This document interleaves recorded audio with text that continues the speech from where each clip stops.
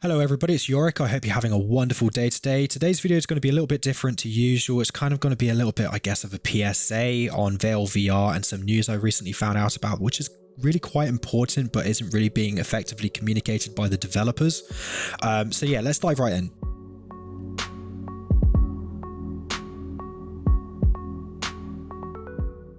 I'm recording this on my phone, so please bear with me because I won't be able to do like really in-depth visuals and everything for the evidence. It's mostly just going to be some stock footage and some screenshots where necessary over the top. But yeah, so the piece of news I'm talking about here is the fact that the developers have backtracked on their plans on the game being a free-to-play title. So this change took place somewhere between the 5th and the 10th of October. I've got the last confirmed message where they still plan on it having free to play on the 5th of October, and another one prior to that on the 3rd of October stating that the plan is for it to be free to play for its longevity of its lifespan, and also that a guarantee for the early access to be free to play. However, on the 10th of October, that changed. And the community manager said that the game is going to be paid for instead, but the price is going to be reasonable.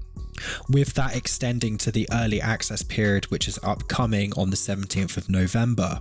Now, anyone who was given a key as an alpha tester, a beta tester, a bug hunter, content creator, or as a league player does get to keep the game for free. They don't have to pay for it, but anyone who didn't get the chance to get a key through any of those avenues will have to pay for the game on November 17th. So that could even include people who've been part of the community significantly longer than, you know, the league players or content creators. So I feel like it's a bit of a kick in the nuts for them, especially considering that the developers aren't being very transparent about it and aren't really openly talking about it in any of their official avenues of communication. Now, I could be about to make a total fool of myself, and I've just come to terms with that, and I'm just going to accept it. So if there has been a major announcement and I have missed it, please post it in the comments below, and I will pin it to the video's comments so that everyone can see it.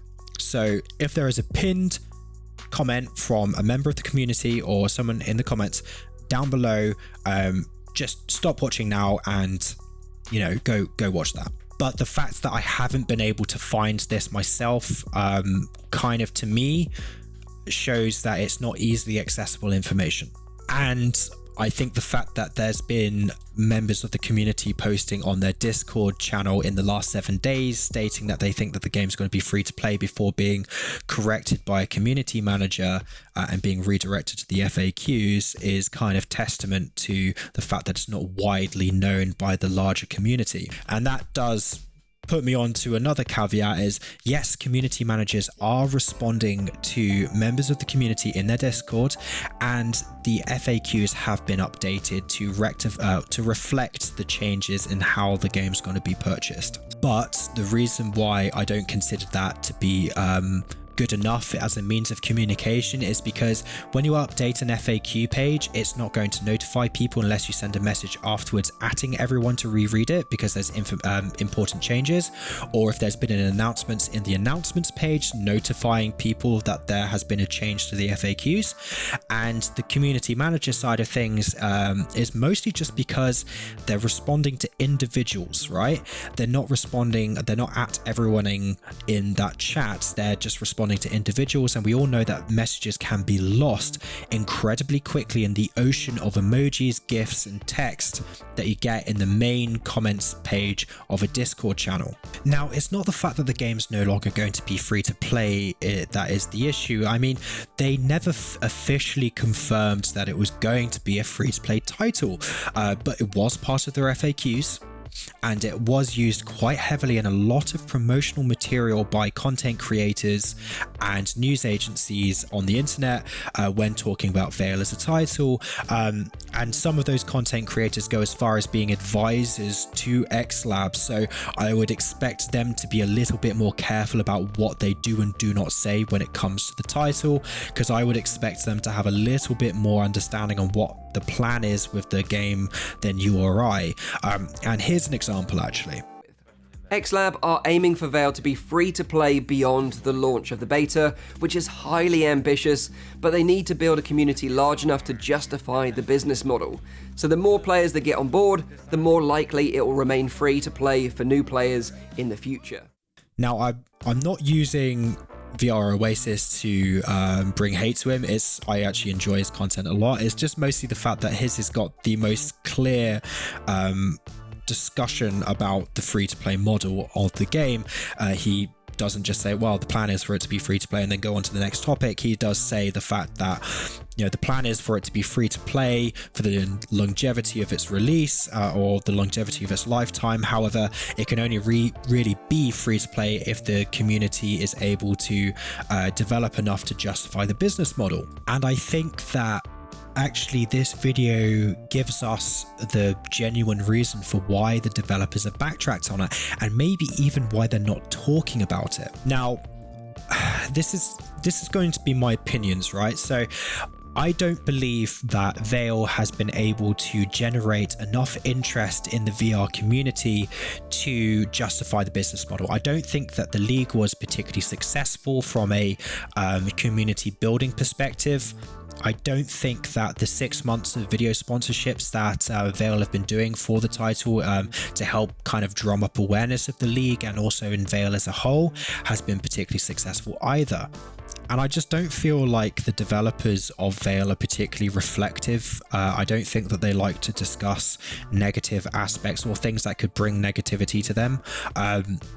Which is, you know, neither here nor there, but I feel like the reason they're not talking about it is because they know that backtracking from that free-to-play model is quite a divisive move, and I think they know that if they talk about it, there's going to be a lot of negative comments from people who aren't particularly fond of Vail as a game, and I can understand why they might not want to have that, but at the same time, the issue that they're going to find is if they don't talk about it openly and in a very transparent way and in a very vulnerable way, they are going to find themselves with members of the community who have backed them from day one being pissed off with them. And we all know that a hate is bad enough, but someone who feels like they've been lied to, who has followed you, their disappointment and their anger is much more painful. So it really is in the best interests of XLabs to be very open about this, to